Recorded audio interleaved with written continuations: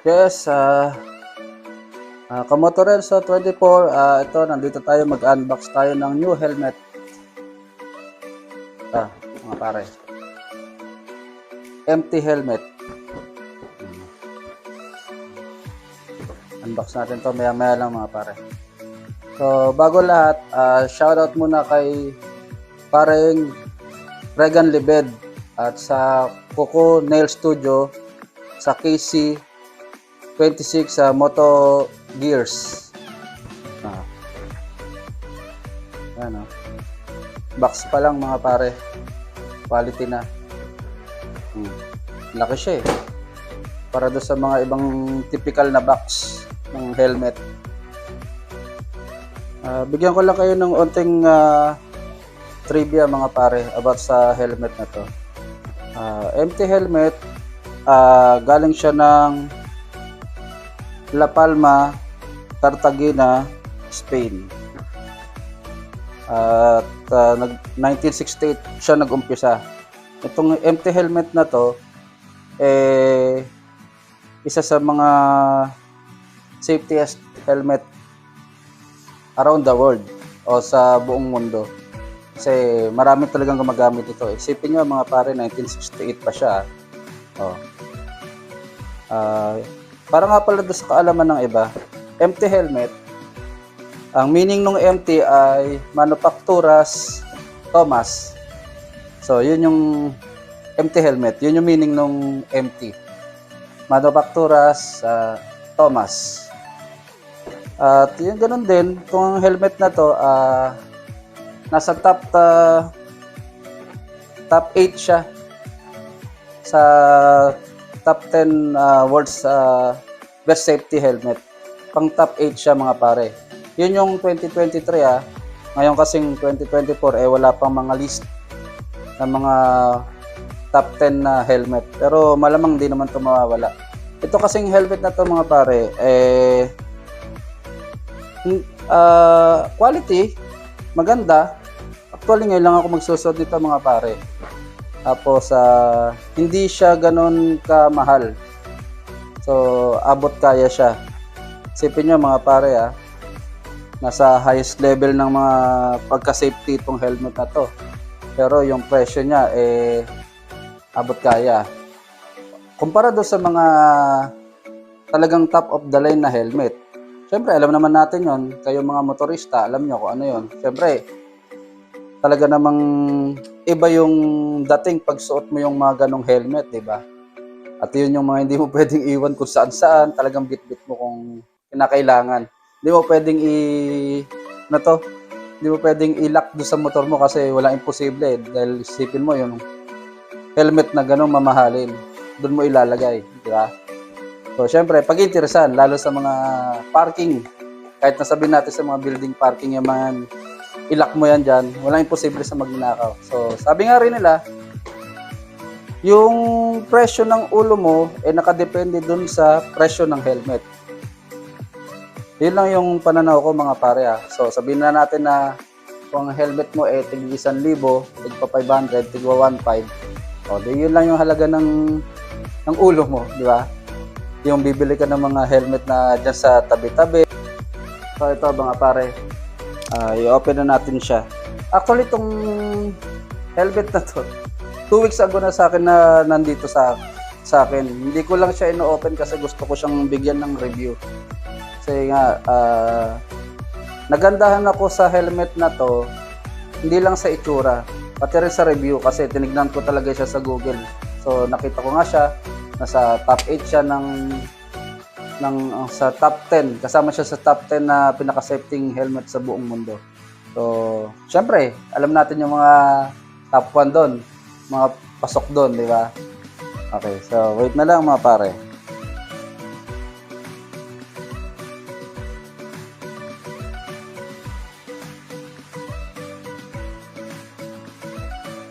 So, ito na nga mga pare. Tignan nyo naman,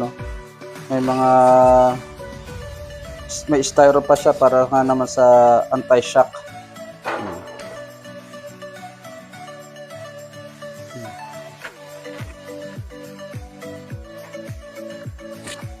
Ayun Tignan nyo naman. Yung dust bag pa lang, oh. Quality na, ang ganda na. So, talagang bibit-bitin mo siya kahit sa mall ka pumunta kasi nga naman, ang ganda yung dust bag niya. Meron din siyang kasamang clear lens dito mga pare. Yan. So, ito, i-open na natin.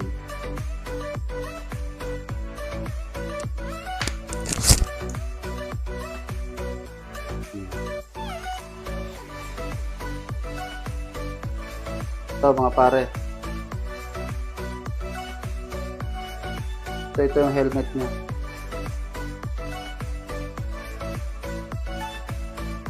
Ito yung helmet mga pare.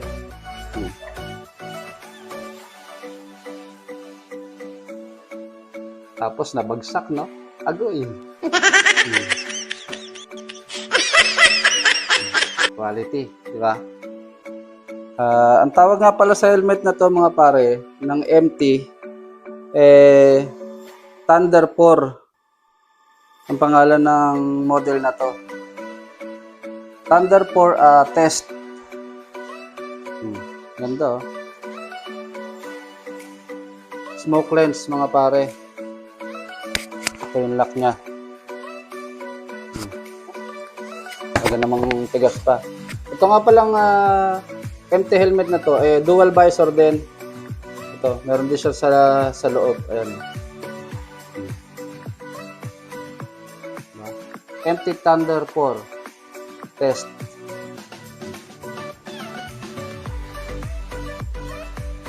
Diba? Quality. So, itong MT helmet na to, pumasa to sa sa ECE test, yung Economic Commission for Europe, mga ganon. So, ayan, kita nyo naman mga pare, oh. Pasado siya sa DOT, sa ECE 22.6. Ito ko sa inyo mga pare. Ayan. Kita ba? Ayan yan, nasa baba na yan. Yung sticker niya sa baba. So, pasok siya sa mga safety na helmet talaga. Kasi ayun nga, yung bigat pati niya nasa 1,550 grams lang. Tapos yun nga, pasok siya sa DOT, sa ECE test, tong helmet na to. Mga pare, may tag pa talaga siya. Tapos tingnan nyo naman yung loob, baka angas. Tingnan ngayon natin yung tag dito sa may strap niya, kasi dito rin natin makikita kung saan bansa siya pumasa. So, ito mga pare. Wait. Tanggalin na natin yung tag, yung sticker or what.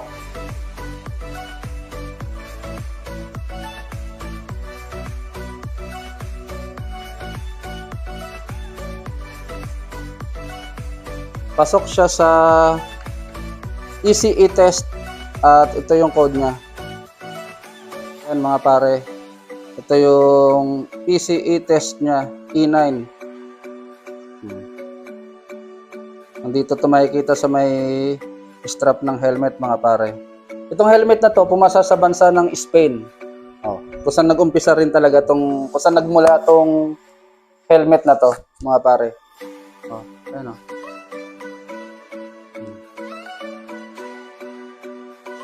Tsaka yung klase ng shell niya mga pare, matte ito. Tapos pin lock ready na rin siya. Tapos yung visor nito quick release. I-press lang ito mga pare. Ayan. Ito rin sa kabila. So, tanggal na siya. Yun nga, yung kasama nito, clear visor naman. So, hindi ko lang alam kung may nabibili sa mga Lazada or Shopee ng visor na ganito, yung mga yung rainbow o iridium, mga ganong klase ng ano. Kasi hindi ako ganong familiar sa mga ganitong visor mga pare, dahil kasi ang ginagamit ko talagang helmet yung ano, pang motocross, yung MX.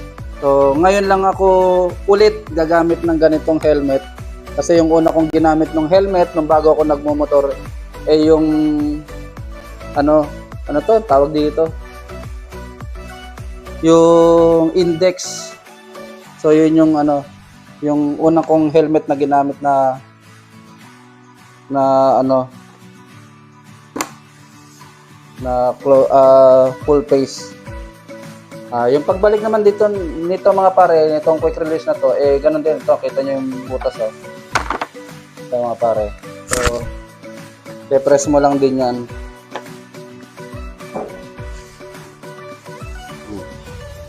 Hanggat maaari sabay, kasi baka mamaya mabasag naman yung lens or magasgas.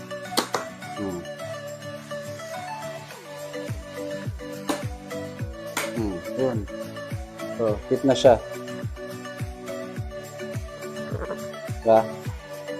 Ganda ng helmet So hindi ko sasabihin yung presyo nitong helmet na to mga pare, kasi alam naman natin sa mga bilihan ng helmet, mga Moto Gears, may kanya-kanya silang presyo. Merong may time na medyo mababa, medyo may time na mataas. So hindi ko nababanggitin kung magkano yung ganitong presyo ng helmet. Yun nga din pala mga pare, ito hindi sponsor, no? Hindi ito sponsor sa akin o kung sino man. Hindi ko rin siya pinopromote na helmet na ganito yung bilihin nyo, kasi ito lang naman yung nakita ko talaga na helmet na nagustuhan ko. Talagang naakit ako rito So try naman natin sukatin mga pare. So ito, try natin mga pare. Siyempre medyo masikip to. A few moments later. Ito nga palang size ng helmet na to mga pare, XL.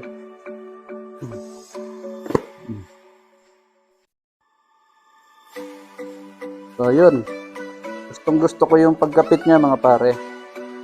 Tawag dito snug fit. Tawag sa ganitong klase ng helmet.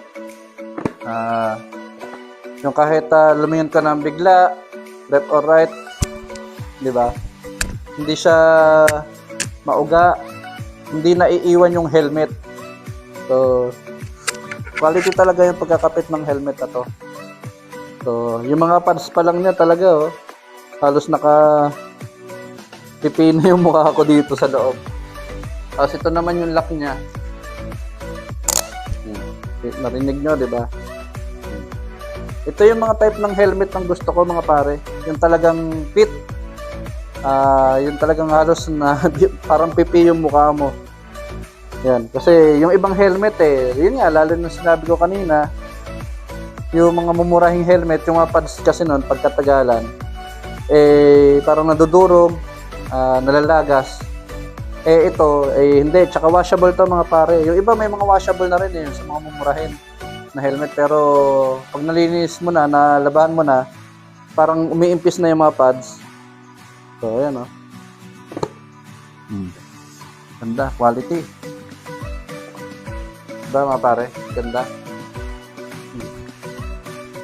Empty helmet, Thunder 4 test. Shoutout nga rin pala sa Imprint Custom.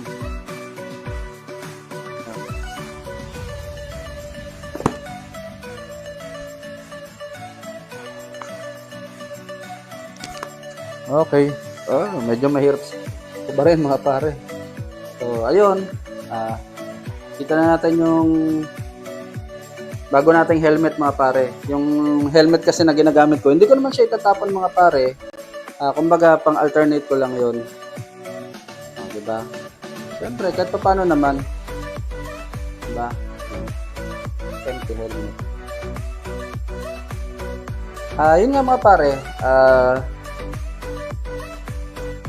Maraming salamat sa mga nanood ng aking video. Sa pag-unbox natin ng new helmet natin mga pare. At sure naman magagamit natin ito ng matagal. pasubscribe na lang ng aking YouTube channel at saka ng aking FB page, Kamotorenzo24.